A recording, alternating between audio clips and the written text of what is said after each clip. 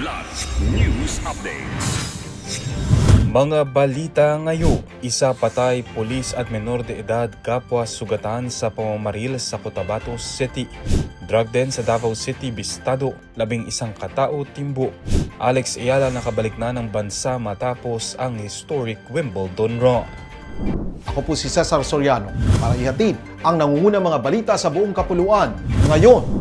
Nasawi ang isang lalaking tricycle driver habang sugatan ng isang pulis at isang menor de edad sa pamamaril na naganap sa Jose Lim Street, Barangay Poblacion 5, Cotabato City, alas 10:55 ng umaga ngayong Hulyo at 12.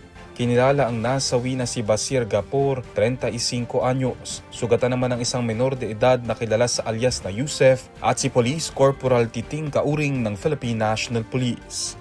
Batay sa paunang investigasyon, magkaangkas sa isang tricycle ang dalawa nang pagbabarilin sila ng dalawang hindi pa nakikilalang suspect na sakay ng isang itim na Honda CRF motorcycle. Nadamay si Police Corporal Kauring matapos tamaan ng ligaw na bala habang ino-overtake ang tricycle gamit ang kanyang motorsiklo.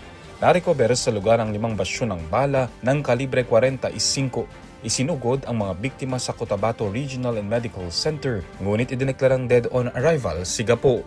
Nasa stable namang kondisyon ng dalawang sugatan.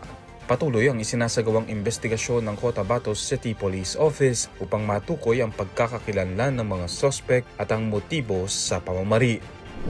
11 katao ang naaresto matapos salakayin ng mga otoridad ang isang hinihinalang drug den sa Barangay 27C, Davao City, madaling araw ng Biyernes, Hulyo 10. Ayon sa PIDEA 11 at NBI Semro, target ng operasyon ng isang disc jockey na kilala sa alias na DJ Car na umano'y nagbenta ng hinihinalang ecstasy sa isang poster buyer.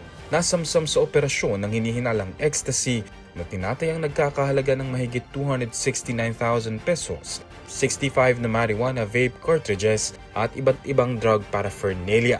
Kasama ring naaresto ang hinihinalang maintainer ng drug den, mga tauhan nito at iba pang individual na nadatnan sa loob ng establishmento. Nahaharap ang lahat ng suspect sa kasong paglabag sa Comprehensive Dangerous Drugs Act of 2002.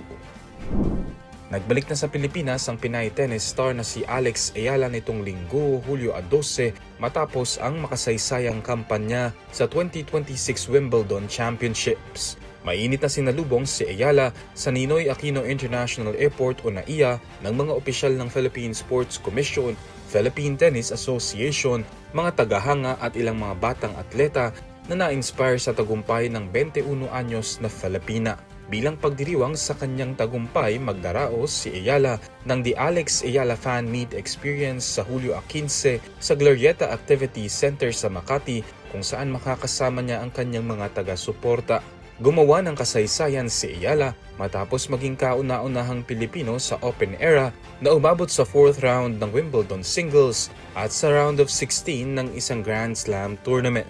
Matapos ang pag-uwi sa Maynila, sunod na tutulak pa Estados Unidos si Ayala upang sumabak sa Mubadala DC Open sa Hulyo 27.